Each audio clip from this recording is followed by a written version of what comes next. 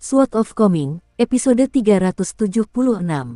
Untuk melihat video selengkapnya, sahabat bisa kunjungi playlist yang telah Sabta Novel sediakan. Yuk mari, kita berimajinasi bersama dan masuk ke alur ceritanya.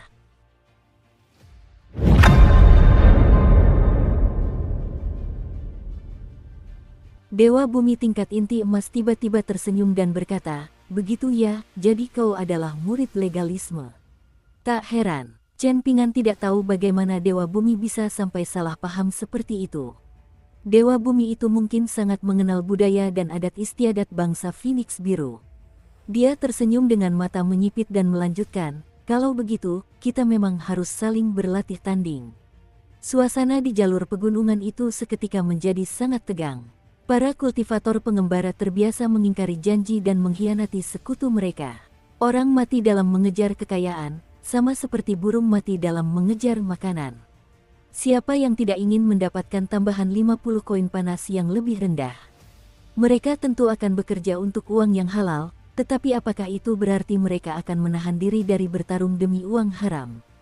Bagaimana para kultivator pengembara memperoleh posisi resmi di Istana Kekaisaran atau menjadi tetua tamu di pasukan abadi? Sebagian besar waktu, batu loncatan mereka adalah menyelesaikan tugas kotor. Misalnya, mereka akan ditugaskan untuk membunuh pejabat penting dari negara musuh, atau membalas dendam dan menyelesaikan permusuhan antara pasukan abadi, tugas-tugas yang tidak cocok untuk dilakukan oleh Istana Kekaisaran dan pasukan abadi sendiri. Dewa Bumi itu dengan tenang mengamati sekeliling seolah sedang memeriksa medan perang. "Apakah kau sadar bahwa puluhan ribu orang akan terbunuh atau mengungsi jika banteng bumi memilih untuk memutar tubuhnya dan memanipulasi urat-urat bumi?" tanya Chen Pingan. Dewa Bumi itu ragu sejenak sebelum akhirnya mengangguk dan menjawab, "Aku tentu menyadari hal ini, mengingat kultivasiku." Para kultivator pengembara tidak terlalu terkejut dengan jawaban Dewa Bumi itu. Hanya kultivator formasi, Lu Yangzhen, yang mengerutkan alisnya saat mendengar ini. Namun, dia menyembunyikan ekspresinya dengan sangat baik. "Lalu, apakah Anda mampu meredam gempa bumi ini?" tanya Chen Pingan. Dewa Bumi itu tidak menjawab pertanyaan ini secara langsung. Sebaliknya, dia tersenyum dan menjelaskan, "Ini bukan tugas yang mudah. Kita bisa mengikuti saran teman-temanmu dan menghabiskan banyak uang untuk membangun banyak formasi di sekitarnya guna menstabilkan urat bumi dan meminimalkan dampak gempa bumi, atau kita membutuhkan seorang pemurniki yang memiliki harta abadi bawaan dan meminta mereka memurnikan harta ini menjadi barang terikat mereka. Dengan begitu, harta abadi tersebut dapat digunakan untuk menstabilkan pegunungan dan menekan urat bumi." Melihat Chen Pingan tetap diam, Dewa Bumi itu mengamati pemuda itu dengan saksama sejenak sebelum berkata, "Aku yakin kita akan bertemu lagi suatu hari nanti." Dewa Bumi itu tampaknya meninggalkan rencananya untuk berduel dengan Chen Pingan, dan dia memandang para pemimpin berbagai aliansi kultivator pengembara seperti tetua berbaju hitam yang duduk di atas rubah hitam berekor 5 raksasa, kultivator formasi Lu Yangzhen, dan sebagainya. Dia menggunakan suara pikirannya untuk memberitahu mereka lokasi pembagian rampasan dan menerima kompensasi yang tersisa. Setelah itu dia terbang pergi di atas angin. Semua kultivator pengembara pergi setelah kepergian Immortal Bumi tingkat inti emas. Namun, mereka semua pergi ke arah yang sedikit berbeda, dan jelas bahwa Immortal Bumi telah memberikan setiap aliansi waktu dan lokasi yang berbeda untuk menerima kompensasi dan bagian rampasan mereka. Dia akan bertemu dengan keempat aliansi secara terpisah, agar mereka tidak mengeluh bukan tentang nilai hadiah mereka, tetapi tentang ketidakadilan bagian mereka. Zhang Sanfeng dengan lembut memukul lengan Chen Pingan dan berkata dengan geli, "Sungguh mengesankan. Kau menggunakan koin panas yang lebih rendah seolah-olah itu koin salju." Su Yuanxia sudah berdiri kembali beberapa saat yang lalu, dan dia menyarungkan pedangnya sebelum menyisir janggutnya yang menggumpal karena darah. "Kita aman untuk saat ini, tetapi aku khawatir orang tingkat inti emas itu mungkin menyimpan niat jahat. Aku percaya dia adalah salah satu individu terkuat di daerah ini. Jika keadaan memaksa, kita harus meninggalkan rencana awal kita untuk tetap di sini dan menunggu debat antara Buddhisme dan Taoisme. Akan lebih baik bagi kita untuk pergi sesegera mungkin." "Pedang bela diri sejati yang dipinjamkan Chen Pingan kepadaku dan pedang pendekmu, apakah kita benar-benar akan meninggalkannya di kantor gubernur militer begitu saja?" tanya Zhang Sanfeng dengan ragu-ragu. Memberikan, bukan meminjamkan, Chen Ping'an mengoreksinya.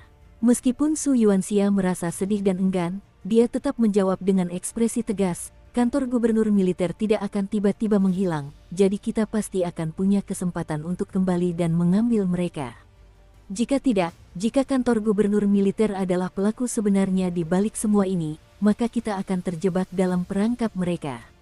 Kaisar negara Azure Phoenix selalu dikenal sebagai orang yang sulit diatur, sementara gubernur militer adalah salah satu bawahannya yang paling dipercaya.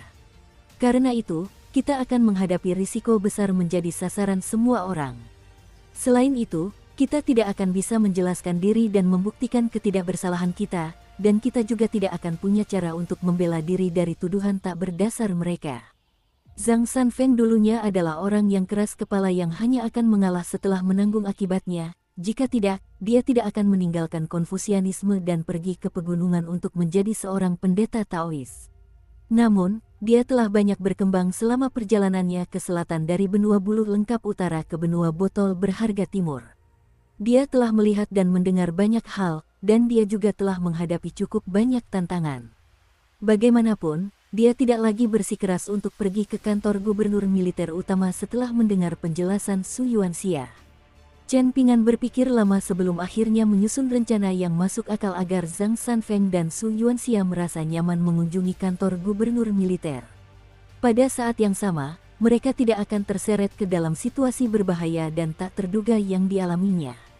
Aku menemukan kesempatan yang ditakdirkan di sebuah akademi Konfusianisme di benua daun payung, dan aku mendapatkan sebuah tablet giok yang dapat digunakan untuk menyelamatkan nyawa seseorang di saat-saat bahaya kritis, jelas Chen Ping'an. Meskipun negara Azure Phoenix dipenuhi oleh orang-orang dari berbagai lapisan masyarakat, yang berarti kita tidak boleh lengah, memiliki tablet giok ini, setara dengan ditemani oleh seorang sarjana bangsawan dari Akademi Konfusianisme. Kultivator biasa di tingkat inti emas dan tingkat awal tidak akan berani membunuh orang yang memiliki tablet giok ini. Dengan kata lain, tidak akan terlalu sulit bagi kita untuk mengambil kembali bela diri sejati dan pedang pendek itu. Seseorang perlu bersikap tulus ketika berurusan dengan orang lain, namun menggali lubang sendiri dan menghadapi bahaya besar seperti yang dilakukan Chen Ping'an terhadap Du Mao tidak bisa lagi dianggap sebagai ketulusan. Sebaliknya, itu disebut berpikiran sederhana dan naif. Pei Qian dan keempat pendekar bela diri dari Tanah Suci Bunga Teratai sudah berjalan mendekat. Mereka semua sangat tertarik pada pendeta Tao muda dan ahli bela diri berjanggut lebat itu. Mereka tidak tampak seperti orang-orang dari kampung halaman Chen Ping'an, melainkan seperti teman-teman yang Chen Ping'an temui selama perjalanannya. Wei Xian dan yang lainnya dapat mengetahui bahwa pendeta Tao muda itu hanyalah seorang penyaring ki biasa dengan tingkat kultivasi menengah. Sementara itu, pria berjanggut lebat itu adalah seorang ahli bela diri pengguna pedang dengan tingkat kultivasi tingkat kelima yang cukup baik. Dan, hanya itu, Pei Qian diam-diam mengamati kedua orang itu sepanjang waktu, berdiri di samping Chen Ping'an dengan tongkat pendakian di tangan dan pedang bambu serta pedang bambu yang dibuat Chen Ping'an untuknya tergantung di pinggangnya. Dia tersenyum dan berkata, "Hai, kakak pendeta Tao dan paman pengguna pedang. Saya Pei Qian, murid pertama guru." Su Yuanxia tertawa terbahak-bahak. Dia telah mendapatkan satu tingkat senioritas secara cuma-cuma. Meskipun bahu Zhang Sanfeng telah tertusuk oleh pedang terbang terikat milik kultivator pedang, dan wajahnya masih pucat pasi bahkan setelah mengoleskan obat luka emas pada lukanya, sudut bibirnya melengkung membentuk senyum ketika dia melihat gadis kecil kurus yang mengaku sebagai murid pertama Chen Ping'an. Dia tersenyum dan melambaikan tangan kepada gadis kecil itu, berkata, "Hai, Pei Qian, berapa umurmu tahun ini?" Pei Qian tersenyum lebar dan menjawab, "Saya baru berusia 7 tahun, dan itulah mengapa saya sangat pendek." Chen Ping'an segera menjentikkan keningnya. Pei Qian ingin menjaga harga dirinya, tetapi pada akhirnya ia harus menghadapi konsekuensinya. Ekspresinya langsung berubah muram saat ia berkata jujur, "Sebenarnya aku berumur 11 tahun. Chen Ping'an berbalik sebelum berjongkok dan menatap Su Yuanxia, lalu bertanya, "Kau menderita luka parah, jadi apa yang akan kau lakukan?" Su Yuanxia dan Zhang Sanfeng juga berjongkok, dengan pendekar bela diri berjanggut lebat itu mengelus janggutnya dan merenung sejenak sebelum menjawab, "Baiklah, mari kita lupakan Dewa Bumi yang licik itu dan fokus saja pada kultivator pedang yang menunggangi rubah hitam raksasa dan kultivator pengembara lainnya. Mereka jelas datang dengan niat jahat dan mereka akan langsung membunuh banteng bumi ini jika kita mundur dan mengalah. Bahkan, banteng bumi ini akan tetap mati jika kita pergi sekarang dan meninggalkannya. Apa yang kau katakan memang benar. Uang tidak jatuh dari langit, juga tidak tertiup angin. Karena kita sudah memutuskan untuk membantu banteng bumi, sebaiknya kita membantunya sampai akhir. Untuk sementara kita akan membiarkannya mengikuti kita dalam wujud aslinya, dan kita bisa menemukan urat bumi tempat ia bisa bersembunyi setelah pulih dari lukanya. Tapi ini berarti akan ada beban yang lebih berat di pundakmu, Chen Pingan. Chen Pingan tersenyum dan menjawab, kita baru berpisah sebentar, tapi kau sudah bersikap sopan seperti ini padaku. Su Yuanxia tertawa terbahak-bahak. Bersikap sopan tidak membutuhkan biaya sepeser pun. Seperti anak ayam yang mematuk nasi, Pei Qian mengangguk setuju dengan penuh semangat. Bersikap sopan dan mengucapkan kata-kata sanjungan memang tidak membutuhkan biaya. Paman berjanggut lebat ini kemungkinan besar bisa dianggap sebagai orang yang sepemikiran dengannya. Dibandingkan dengan Pei Qian, Wei Xian dan yang lainnya melihat lebih banyak dan berpikir lebih jauh. Wei Xian, Sui Yubian, Sulian, dan Lu Baixiang belum pernah melihat Chen Pingan meminta pendapat orang lain sebelumnya. Tidak hanya itu, tetapi dia mendengarkan kata-kata pendeta Tao muda dan ahli bela diri berjanggut lebat itu dengan sangat alami. Sama sekali tidak tampak dipaksakan. Kita harus menyadari bahwa Chen Pingan telah mengalami banyak tantangan dan pertempuran bersama mereka berempat. Bahkan, Sui Yubian pernah terbunuh beberapa kali. Namun, pengambilan keputusan dan sikap Chen Pingan memancarkan kekuatan, ketangguhan, dan ketegasan yang tak terdefinisi. Pada saat yang sama, ia tetap memperlakukan mereka dengan rasa hormat yang sewajarnya. Bahkan Wei Xian pun harus mengakui bahwa ia tidak terlalu berlebihan ketika memuji Chen Pingan sebagai sosok yang berpotensi menjadi penguasa yang kuat. Jika mereka berdua bangkit bersama di masa kekacauan di Tanah Suci Bunga Teratai, maka sangat mungkin ia dan Chen Pingan akan menjadi lawan di medan perang. Chen Pingan menatap banteng tanah itu dan bertanya, bisakah kau berubah wujud menjadi manusia? Kalau tidak salah ingat, iblis yang telah mencapai tingkat pengamatan laut atau tingkat gerbang naga bisa berubah wujud menjadi manusia, bukan? Aku punya beberapa pil alkimia yang digunakan untuk mengobati luka, dan pil itu akan lebih efektif jika kau meminumnya saat dalam wujud manusia. Sebelum Chen Pingan dan yang lainnya meninggalkan kota naga tua, Lady Gui telah mengirim seseorang untuk memberi mereka sebuah kotak harta karun yang terbuat dari kayu osmanthus. Nilainya memang tidak terlalu mahal, tetapi tetap bukan sesuatu yang mampu dibeli oleh orang biasa. Tepatnya, kotak harta karun itu berisi 12 botol pil alkimia yang berguna bagi para dewa bumi. Pil-pil tersebut merupakan pil yang paling hemat biaya untuk setiap tingkat kultivasi di 5 tingkat menengah. Banteng tanah tingkat gerbang naga yang telah menderita luka pada fondasi Dao Agungnya menggelengkan kepalanya sebagai jawaban atas pertanyaan Chen Pingan. Banteng bumi ini cukup unik dibandingkan dengan roh gunung dan binatang air biasa, jelas Zhang Sanfeng. Semakin murni keselarasan seseorang dengan salah satu dari 5 elemen, semakin sulit baginya untuk mengambil wujud manusia. Misalnya, banteng bumi ini perlu maju ke tingkat inti emas sebelum dapat mengambil wujud manusia. Chen Pingan mengangguk mengerti dan menjawab, baiklah. Kami akan berusaha sebisa mungkin untuk memutari kota provinsi saat menuju kantor gubernur militer utama. Kami akan mengambil jalan yang lebih kecil melalui pegunungan dan sungai. Zhang Sanfeng tersenyum dan berkata, kami cukup familiar dengan jalan-jalan ini karena kami telah melakukan perjalanan ke banyak tempat di sekitar negara Azure Phoenix dan negara Fortune Mountain selama 2 tahun terakhir. Chen Pingan mengeluarkan pil alkimia yang cocok untuk kultivator tingkat gerbang naga dan menyuruh banteng tanah itu untuk meminumnya. 15 menit kemudian, banteng tanah itu sudah bisa berdiri kembali meskipun agak susah payah. Tubuhnya masih dipenuhi luka, tetapi luka-luka ini tidak lagi menghalanginya untuk berjalan normal. Iblis elemen bumi dikenal karena fisik mereka yang tangguh dan stamina yang menakjubkan, dan banteng bumi tingkat gerbang naga ini juga mengungkapkan kepada mereka bahwa ia telah memurnikan vas gunung dan air berlapis glasir hijau sebagai salah satu benda yang terikat dengannya. Vas ini dapat menyerap dan mengumpulkan energi spiritual langit dan bumi. Chen Pingan segera memahami niat banteng tanah itu, jadi dia langsung menyerahkan seluruh botol pil alkimia kepada banteng tanah tersebut.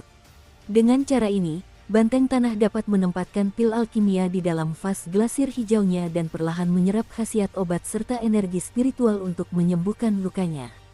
Mata banteng tanah kuning itu berlinang air mata setelah berdiri, dan ia menatap pemuda yang mengenakan jubah putih salju, lalu bertanya dengan suara penuh rasa bersalah, "Bagaimana aku bisa membalas perbuatan muliamu, yang mulia dewa? Aku berkultivasi di sini selama lebih dari 200 tahun karena tertarik pada urat naga di tempat ini. Aku mendapatkan 2 harta abadi secara kebetulan sebelumnya, tetapi aku telah memurnikan harta-harta ini menjadi barang-barang terikatku. Selain itu, aku belum mendapatkan harta alam langit dan bumi lainnya. Yang mulia dewa, kau telah menyelamatkan hidupku dan bahkan memperbaiki daoku, namun..." Dukung terus channel YouTube Sabta Novel. Pei Qian menghela napas sedih. "Ini semua salahku. Kita baru saja meninggalkan kota naga tua, tapi aku sudah merugi. Aku hampir kehilangan 2 koin kepingan salju di stasiun feri ekor tawon, dan sekarang kita akan mengalami kerugian besar di jalur pegunungan ini." Chen Pingan tersenyum dan menjawab, "Tidak apa-apa. Jika kamu benar-benar tulus, maka kamu bisa mengunjungi kampung halamanku di masa depan ketika kamu pulih dan membentuk inti emas, dan ketika kamu dapat berkeliling dunia dalam wujud manusia. Pegunungannya indah dan airnya jernih, dan energi spiritual juga berlimpah. Kamu sangat dipersilakan untuk berkunjung." Setelah mendengar ucapan Chen Pingan, Su Yuanxia menyela dengan suara penuh arti, "Mengapa menunggu sampai banteng bumi membentuk inti emas? Seharusnya ia langsung menuju kampung halamanmu setelah pulih dari luka-lukanya, dan mungkin ia bisa langsung membentuk inti emasnya di sana. Ada seorang bijak yang menjaga keberuntungan di kampung halamanmu, dan tidak perlu khawatir akan bencana tak terduga yang disebabkan oleh banteng bumi yang mengubah wujudnya."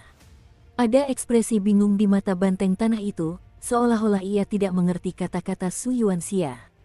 Chen Pingan dengan hati-hati mempertimbangkan apakah saran ini layak atau tidak. Namun, Su Yuanxia tersenyum dan melanjutkan, "Baiklah, tidak perlu terburu-buru. Kita akan bepergian bersama untuk waktu yang lama, jadi mari kita lihat dulu apakah kita cocok satu sama lain. Tidak akan terlambat untuk mengambil keputusan saat itu. Jika semuanya tidak berjalan sesuai rencana, maka lebih baik kita berpisah dan meninggalkan kesan baik di benak masing-masing. Kita akan bertemu lagi jika memang ditakdirkan, dan itu pasti lebih baik daripada tetap bersama dan mengambil risiko konflik.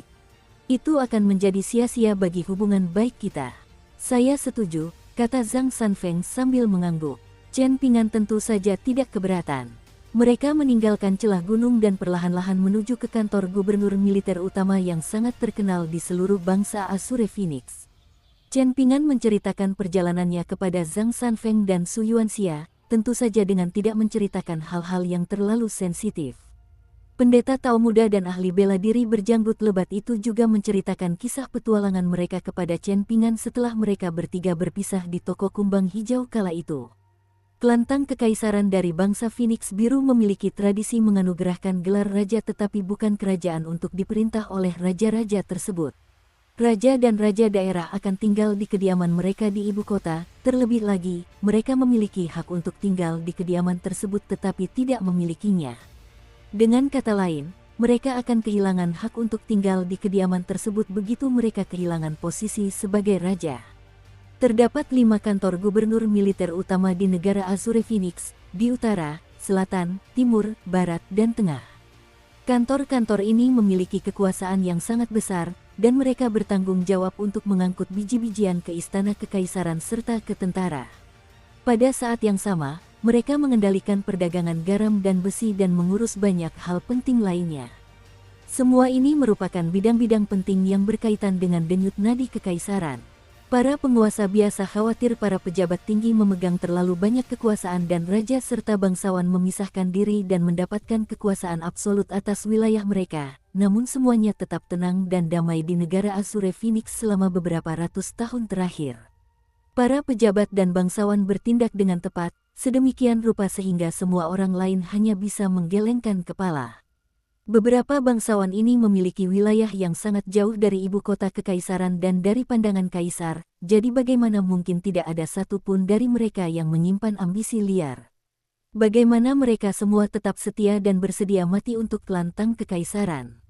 Bagaimanapun, bangsa Azure Phoenix bagaikan surga dunia lain yang dipenuhi kedamaian dan ketenangan. Hal ini terutama berlaku jika dibandingkan dengan wilayah tengah benua botol berharga timur, yang diliputi kobaran api perang. Namun, perang-perang ini juga memaksa sejumlah besar bangsawan dan cendekiawan untuk meninggalkan utara dan melarikan diri ke selatan. Bangsa Azure Phoenix, bangsa gunung keberuntungan, dan bangsa langit tinggi semuanya menampung puluhan ribu orang ini, dengan bangsa Azure Phoenix menampung yang terbanyak.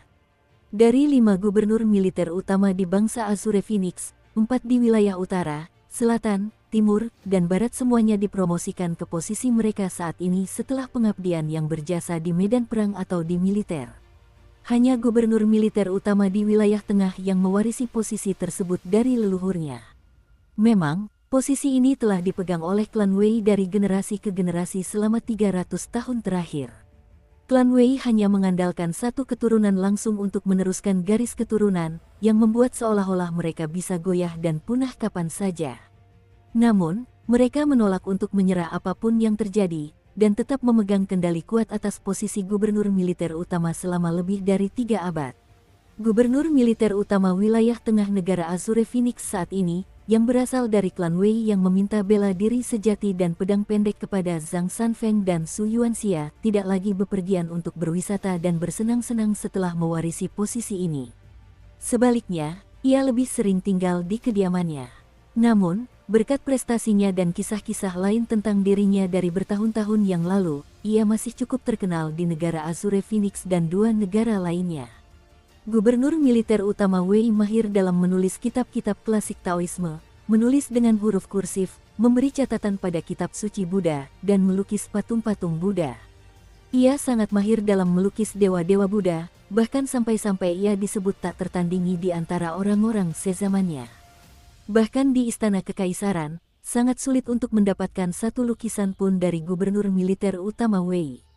Gubernur militer utama itu juga memiliki reputasi yang sempurna di dunia sastrawan, dan ia dianggap anggun dalam sikap, mengesankan dalam perilaku, dan setinggi serta seanggun pohon pinus yang berdesir tertiup angin. Ia bahkan lebih dihormati di kalangan wanita bangsawan dan gadis-gadis di ibu kota, dan konon seorang penebang kayu pernah salah mengira dia sebagai makhluk abadi yang agung ketika ia sedang mengunjungi para makhluk abadi di pegunungan bersama teman-temannya di masa lalu. Penebang kayu itu berlutut dan bersujud, berseru dengan takjub bahwa ia telah bertemu dengan makhluk abadi yang agung. Karena ibu kota negara Azure Phoenix sedang menjadi tempat berlangsungnya debat besar antara Buddhisme dan Taoisme, gubernur militer utama Wei akan melakukan perjalanan ke sana untuk mengawasi keamanan ibu kota. Ia diberi izin untuk membawa 6.000 tentara elit ke utara dan menempatkan mereka di lokasi-lokasi penting di seluruh ibu kota. Ini merupakan cerminan yang jelas dari kepercayaan dan ketergantungan kaisar pada gubernur militer utama Wei. Faktanya, hubungan mereka begitu dekat sehingga bahkan ada beberapa desas-desus di dunia kultivasi yang mengklaim bahwa ada lebih dari sekadar persahabatan yang intim di antara mereka. Orang harus menyadari bahwa kaisar dari negara langit tinggi dan negara gunung keberuntungan juga akan menghadiri debat besar antara Buddhisme dan Taoisme. Namun tidak satu pun dari kaisar tersebut menyatakan keberatan tentang gubernur militer utama Wei yang membawa tentara ke ibu kota. Para kaisar menganggap ini sebagai hal yang normal, dan ini sungguh sangat aneh. Pada hari itu, seorang pemuda bertubuh tegap datang mengunjungi kantor gubernur militer utama. Ia bersikap tenang dan tidak menarik perhatian siapapun. Kepala gubernur militer Wei Liang menjamu tamunya di dalam ruang kerja. Wei Liang baru berusia 30 tahun, dan dia adalah pria yang sangat tampan dan elegan. Meskipun ia seorang pejabat berpangkat sangat tinggi, ia sangat santai dalam interaksinya dengan pemuda bertubuh kekar itu, tidak tampak menjaga jarak secara sopan maupun terlalu ramah. Sementara itu, pemuda bertubuh kekar itu jelas juga akrab dengan kepala gubernur militer. Ia tidak duduk berhadapan dengan Wei Liang, sebaliknya, ia berdiri di depan rak buku dan membolak-balik beberapa buku yang berbeda. Wei Liang tersenyum dan berkata, "Jiang Yun, Sepertinya klanmu sangat menghargaimu, karena mereka bersedia menyerahkan tugas ini kepadamu. Nah, ini juga menghemat pekerjaan dan tenagaku. Aku akan berada di tempat terbuka, sementara kau akan bersembunyi di balik bayangan. Aku yakin perdebatan antara Buddhisme dan Taoisme menjelang akhir musim semi ini tidak akan menimbulkan terlalu banyak gangguan. Pria muda bertubuh kekar itu tak lain adalah orang yang tinggal di dekat ujung gang sempit tawon di stasiun feri Ekor Tawon. Mungkin karena ia telah meninggalkan stasiun feri abadi yang merupakan rumah kedua baginya, Jiang Yun telah menggunakan teknik ilusi untuk menyembunyikan ikat pinggangnya, rantai besi dari sumur kunci besi yang telah ia sempurnakan menjadi barang terikat. Ini untuk menghindari menarik perhatian orang-orang di kota. Jiang Yun dengan santai membolak-balik buku yang dipenuhi dengan banyak sekali catatan. Terdapat campuran tinta hitam dan merah, dan jelas bahwa kepala gubernur militer Wei Liang telah membaca buku ini lebih dari sekali. Jiang Yun berbalik dan memperingatkan, Anda tidak boleh terlalu ceroboh, Wei tua. Kaisar Anda telah membuat kekacauan besar, dan situasinya sangat rumit saat ini. Selain saya, beberapa orang lain dari klan saya mungkin bersembunyi di ibu kota dan mengawasi situasi juga. Selain itu, tingkat kultivasi mereka pasti tidak rendah. Wei Liang tersenyum dan tidak memberikan jawaban. Jiang Yun merasa sedikit tak berdaya, dan dia berkomentar, negara kecil seperti negara Azure Phoenix benar-benar berani mengadakan debat antara Buddhisme dan Taoisme. Tidak hanya itu, mereka juga sengaja memperbesar masalah ini. Klan Tang Kekaisaran mungkin tidak memahami bahaya besar yang tersirat dari persaingan antara ketiga ajaran tersebut, tetapi apakah Anda tidak menyadari bahaya ini, Wei tua? Mengapa klan Jiang Hutan Awan pindah ke benua botol berharga timur saat itu? Aku sengaja melewati beberapa daerah ramai setelah meninggalkan stasiun feri Ekor Tawon, dan tanpa bermaksud melebih-lebihkan, jalanan sekarang dipenuhi oleh para penyaring ki. Hal ini sudah terjadi di wilayah luar, jadi sudah pasti ibu kotanya pun tidak berbeda. Apakah kalian benar-benar tidak takut? Gubernur militer utama Wei Liang meletakkan sebuah kotak kayu di atas meja, dan pancaran dingin seketika memenuhi ruangan saat ia membukanya. Ia mengambil pisau yang disebut pisau cendekiawan dari kotak kayu itu dan berkata dengan senyum tipis, karena gurumu, kau memiliki sedikit simpati terhadap kultivator pengembara dan kultivator yang berpindah-pindah. Namun, ini tidak berlaku untukku. Sebelum kita mencapai akhir musim semi, aku akan menebar beberapa jaring untuk menangkap semua kultivator pengembara yang memiliki catatan kriminal, baik kejahatan mereka dilakukan di negara Azure Phoenix atau di tempat lain. Aku akan bertindak sesuai hukum dan menangkap mereka hidup atau mati. Satu kotoran tikus saja dapat merusak seluruh panci bubur, jadi bagaimana dengan sarang-sarang tikus yang berbondong-bondong menyerbu ibu kota? Pisau cendekiawan adalah ornamen yang diletakkan di meja belajar oleh para cendekiawan dan sastrawan terpelajar. Meskipun ukurannya sangat kecil, pisau ini tetap dapat dianggap sebagai senjata seorang bangsawan.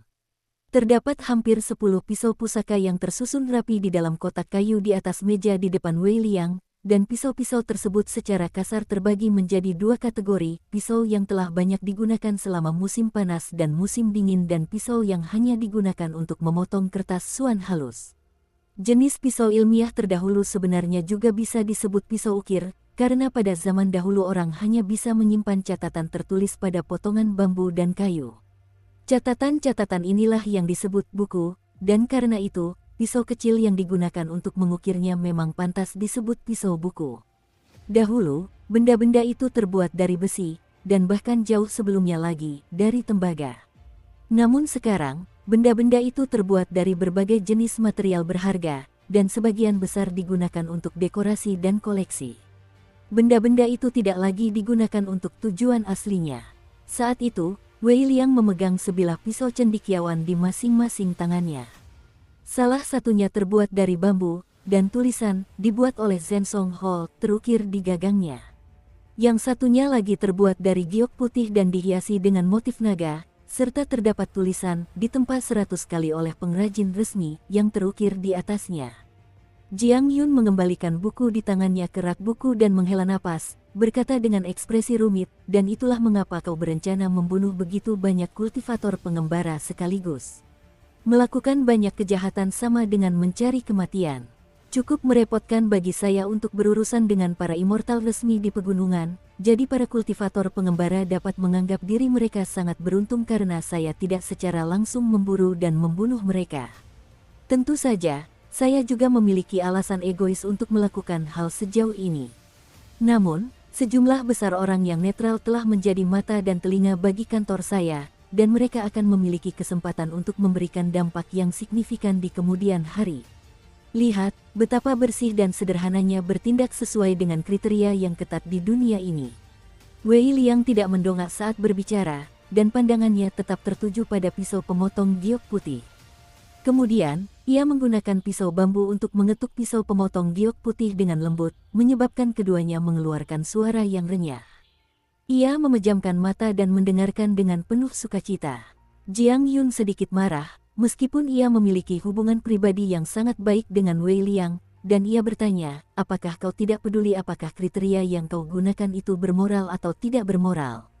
Kriteria yang tidak bermoral juga merupakan kriteria, bukan? Balas Wei Liang. Ia membuka matanya, ekspresinya tenang dan terkendali saat ia mengganti topik dan melanjutkan dengan senyum, jangan kita bahas hal-hal yang pasti akan kita perdebatkan. Selama perjalanan terakhirku, aku bertemu dengan seorang sesama pengikut legalisme yang sangat menarik. Teman-temannya meninggalkan 2 barang di kantorku, jadi kau bisa tinggal di sini dan menunggu beberapa hari lagi jika kau tertarik.